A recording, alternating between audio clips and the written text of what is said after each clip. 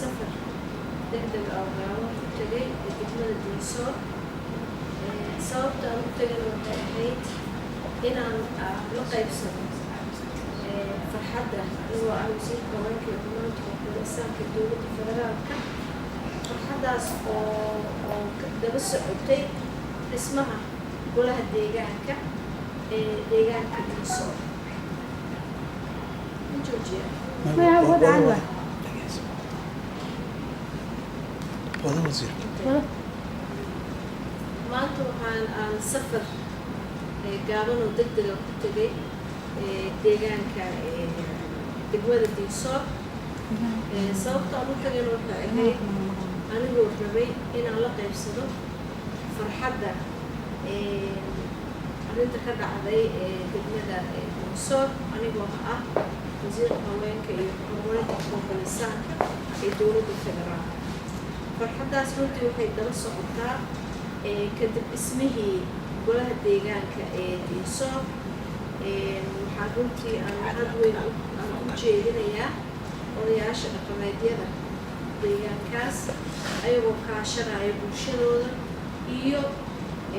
maaragtay maamulka koonfur galbeed ayagoo isku duuban ayaa natiijadoodu waxay noqotay in maamulka cusub ee la dhisay jira hal usbuuc in 50% gabdhihii ay la soo doorto marka runtii arrintaas waa arrin farxad weyn na gelinaysa haddaan nahay wasaaradda haweenka iyo horumarinta xuquuqul insaanka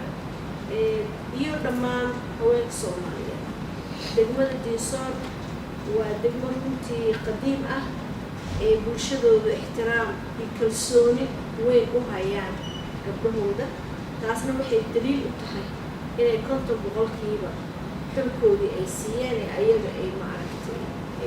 ay soo xuleen loona doorto gabdhihii runtii tan waxay tusaale cad u tahay himiladii shirweynihii haweenka ee halka sanadkii hore dhacay Maarso 2019 oo ka soo baxay xilli qarameedka haweenka Soomaaliyeed kaas oo gabdhaha Soomaaliyeed iyo dadka ragga taageerada ay maaragtay ay ku sheegayeen inay rabaan gabdhuhu 50% in siyaasadda iyo dhinac walba laga siiyo marka taas waxay ku tusaysaa maanta himiladaas waa dhab waxayna markhaati aan ka soo noqonnay in ay dhici karto waxay ka dhacday deegaanka Diisoor reer Diisoorna waxayna tusiyeen way dhageysteen himiladaas waxay ka dhigeen waxay u turjumeen ficil taas waa inay 50 gabdhihii siiyaan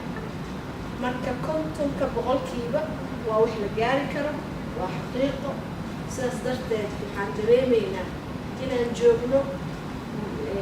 meel aan gadaal uga noqonayn Diisoor waxay tusaale na tusaysaa in ay dhici karto inay suubiyeen inay kalsooni geliyeen gabdhihii marka waxaa runtii ammaan ballaaran aan u jeedinayaa madaxweynaha maamulka koonfur galbeed Cabdiasiis Xasan Maxamed Laftagareen sababtoo ah hoggaankiisa ayaa waxay ka turjumtay inay dhiirigeliyaan soo dhisidda oday dhaqameedyada iyo shacabkaba in gabdhuhu ay fursadaas la siiyey waxaa sidaas oo kale runtii had isagana mudan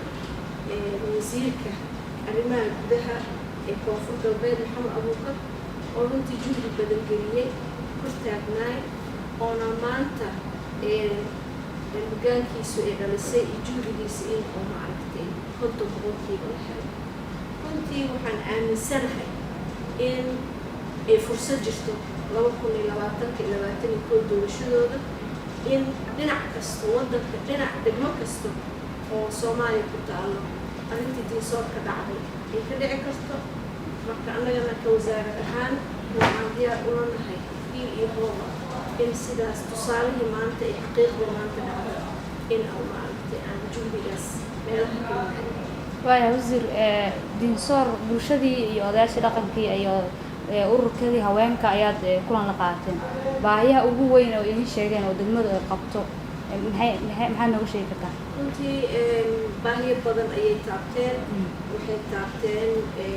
dhibaatooyin dhinaca caafimaadka ah runtii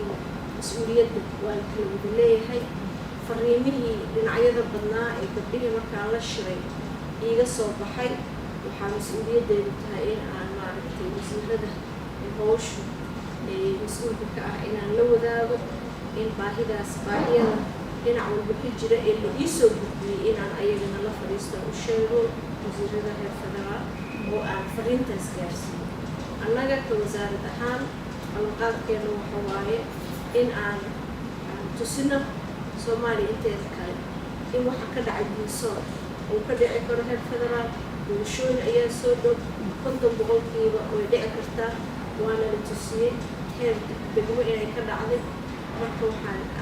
iyo in aan maaragtay u ololeyno gabdhahaas sidiista iyadooda kor loogu qaadi lahaa si deegaankaas horumarkiisa dhinac walba waayahay gabdhaha golaha deegaanka loo doortay ee degmada diinsoor oo 50% ah maanta kulan ayaa qaateen maxay tahay waxyaabaha ugu badan ee ay kaala hadleen maadaama golihii deegaanka ay ku cusub yihiin haddana ay suuro gashay in isbuucan gudihiisa loo doorto oo ay helaan 50% gabdhaha diinsoor kamaadsan tahay waxyaabaha gabdhaha ay u baahan yihiin waxaa ka mid ah waa gabdho runtii dhalinyaro ah oo jaamiciyiin dugsi sare intaba ka soo baxay siyaasadda ku cusub marka annaga runtii waxaan ka wasaarad ahaan aan maaragtay aan ka caawini karnaa diyaarka aan u nahay in aan maaragtay khibradda aan ka leenahay caawinaadda gabdhaha iyo kordhintooda waxbarasho inaan taa ka caawino sidii ay ayaguna u noqon lahaayeen maaragtay hoggaan dadkii la doortay siday uga turjumi lahaayeen maaragtay arrimaha haweenka gabdho waxaa lagu soo doortay doortadii sidii ayaguna mas-uuliyaddaas iyadoo mas-uuliyad wadareedka iyo deegaankii ay u shaqaynaya haddana inay ilgaar ku siiyaan horumarinta taas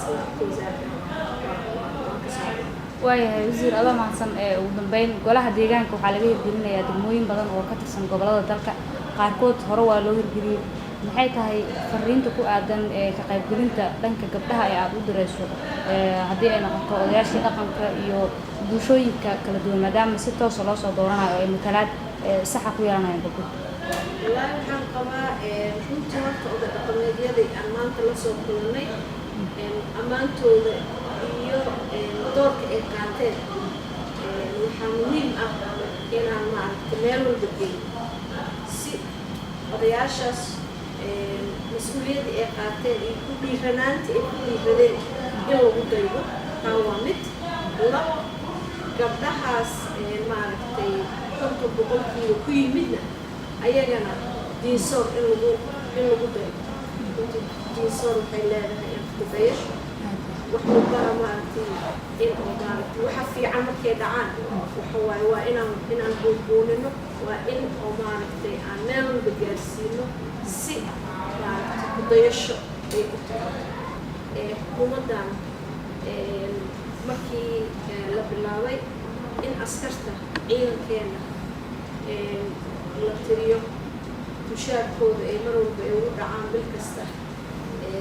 maaragtay akaamiyadooda si direct si maaragtay aan kala joogsi lahayn dhiirasho ayay ahayd dhiirashadaas oo ra-iisul wasaaruhu ku dhaqaaqay xukuumaddiisa way dhacday waxaa kaloo ka mid ah tusaale oo tusaysa haddaad waxa aad juhdi gelisid ka shaqaysid ku dhiiratid waxaa ka mid ah arrinta deen cafiska deen cafisku sidaa la socotaan February waxaan taaganahay meeshii deynta looga cafay diinsoor waxay ku dhiiratay in 50% deegaankii ay gabdho siiyaan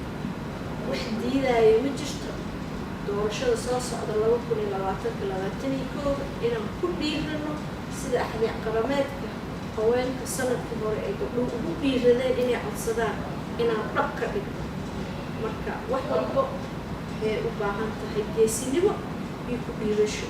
annagana waxaan diyaar u nahay inaan sidaas oo kale ku dhiiran inaan gabdhihii konton heer walba gaarsiiyo ilaahayna inuu nala gaaro